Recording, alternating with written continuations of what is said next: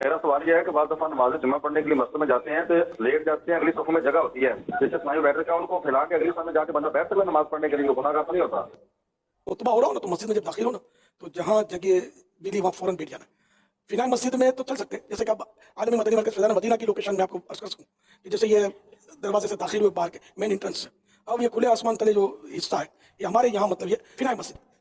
فنائی مسجد وہ جگہ ہوتی ہے جو مسجد کی مصالحے کے لیے، مسجد کے کاموں کے لیے وہ بنائی جاتی ہیں۔ تو یہ جو فنائی مسجد ہے تو وہاں تو خطبے کے دوران چل کر مسجد جو آئین مسجد جو کہلاتی ہے اس میں اس کے لیے آ سکتا ہے۔ اب جیسے ہم نے یہ اس کی فرق کرنے کے لیے ایک یہاں وہ منڈیر بنائی ہوئی ہے، بٹ وہ اس